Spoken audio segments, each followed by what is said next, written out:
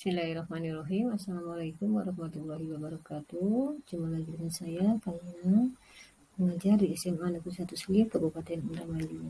Pada tahun pelajaran 2022-2023 ini, saya ditugaskan untuk mengampu mata pelajaran Geografi kelas 10 MIPA dan kelas 12 IPS. Baiklah anak-anak, Ibu akan melanjutkan materi kelas 10 semester 2, yaitu tentang tenaga eksogen. Tenaga eksogen. Apa itu tenaga eksogen? Tenaga eksogen merupakan tenaga yang berasal dari luar bumi. Tenaga ini berasal dari hujan, panas matahari, angin, aliran air, dan luncuran gletser serta makhluk hidup.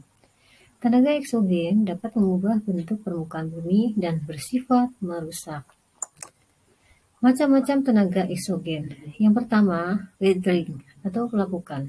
Pelapukan adalah segala perubahan dalam bentuk karena pengaruh keadaan cuaca, misalnya air, suhu. Pelapukan dibagi menjadi 3 macam, pelapukan fisis, pelapukan kimiawi, dan pelapukan biologis. Pelapukan fisis atau pelapukan mekanik merupakan pelapukan batuan yang tidak disertai dengan perubahan susunan kimia. Contohnya, perubahan bentuk batuan dari bentuk besar ke bentuk yang kecil. Nah, ini contoh dari pelapukan fisis atau pelapukan mekanik. Selanjutnya, pelapukan biologis. Pelapukan biologis atau yang disebut dengan pelapukan organik merupakan pelapukan batuan yang disebabkan oleh organisme. Bisa berasal dari tumbuh-tumbuhan, hewan, dan manusia. Contohnya hasil pelapukan biologis. Ini contohnya batu yang terpecah karena adanya akar dari pohon. Kemudian yang ketiga, pelapukan kimiawi. Merupakan pelapukan batuan melalui proses kimia yang disertai dengan perubahan susunan zat dari mineral batuan induknya. Contohnya, hancurnya batuan karena larutan batuan kapur yang dicampur oleh air hujan yang banyak mengandung CO2. Nah, pelapukan kimiawi ini paling banyak terjadi di wilayah Indonesia, karena wilayah Indonesia banyak mendapatkan curah hujan. Contoh hasil pelapukan kimia yang terbentuk di daerah karst. Nah, ini terbentuknya stalaktit ya, dan stalagmit. Contoh hasil pelapukan kimia yang terbentuk di daerah karst diantaranya yaitu dolina. Kemudian yang kedua, ya, tenaga eksogen yang kedua, erosi atau pengikisan.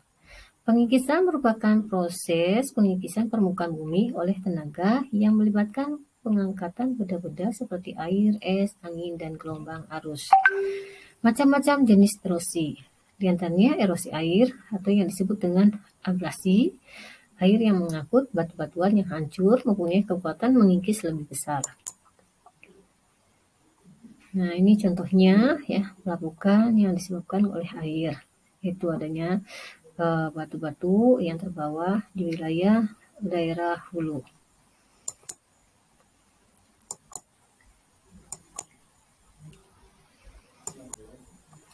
Kemudian erosi es atau erosi glasial atau yang disebut dengan eksalasi. Contohnya terbentuknya karang es. Kemudian pantai fjord. Kemudian yang keempat, ya, batuan angin atau korasi berbentuk batu jamur. Yang ketiga, pengendapan atau sedimentasi. Proses pengendapan massa batuan atau tanah di suatu tempat setelah mengalami erosi dan transportasi. Nah, macam-macam jenis pengendapan diantaranya sedimentasi oleh air sungai, oleh air laut, oleh angin, dan oleh es. Nah, ini contoh-contoh dari sedimentasi akuatis. Terbentuknya meander, oxbow lakes, kemudian delta, kemudian spit, pembolong, kemudian senjun. Nah, demikian yang dapat disampaikan, kurang dan lebihnya mohon maaf. Wabillahi taufiq wal hidayah. Assalamualaikum warahmatullahi wabarakatuh.